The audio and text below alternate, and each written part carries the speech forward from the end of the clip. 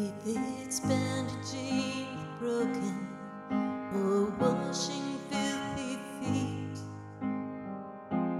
here I am, Lord, send me. If it's loving one another, even when we don't agree,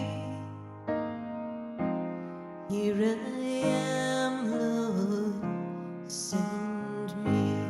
If I'm known by how I love, let my life reflect how much I love you.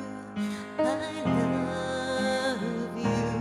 And before you even ask, oh, my answer will be yes, 'cause I love you. I love you.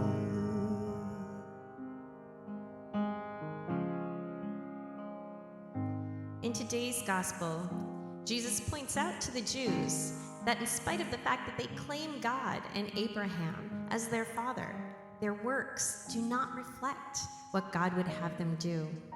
About work, Sister Joan Chittister writes, "In this society, work has become the way we make money, the way we enable ourselves to do what we would really prefer to do if we didn't need to work.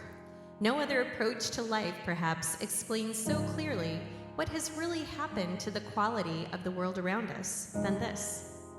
If there is anything that measures spiritual depth in a work-oriented society, it is surely the work we do and why we do it, or conversely, the work we won't do and why we won't do it.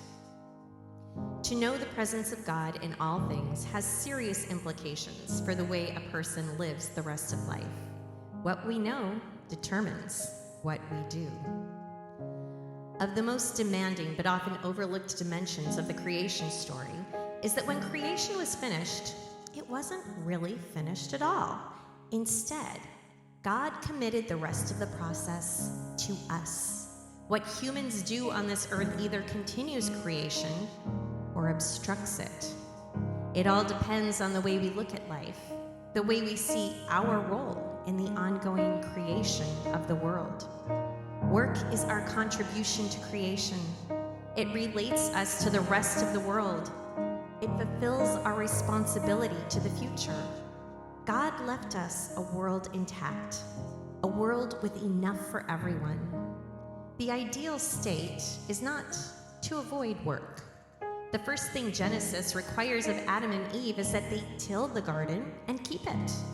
They are then commanded to work long before they sin. Work is not, in Judeo-Christian tradition, a punishment for sin. Work is the mark of the conscientiously human.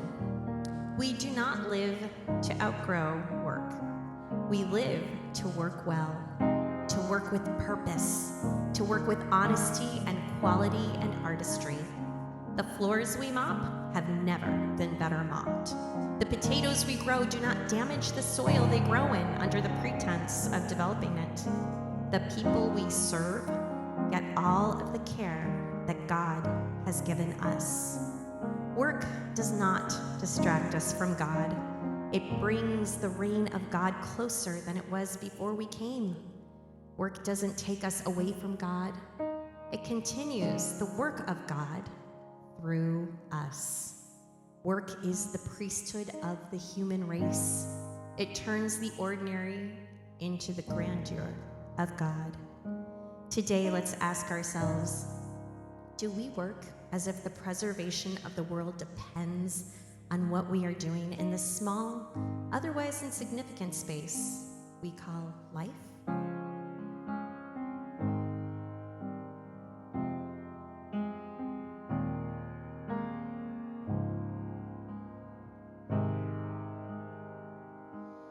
If the truth cuts like an arrow, I will say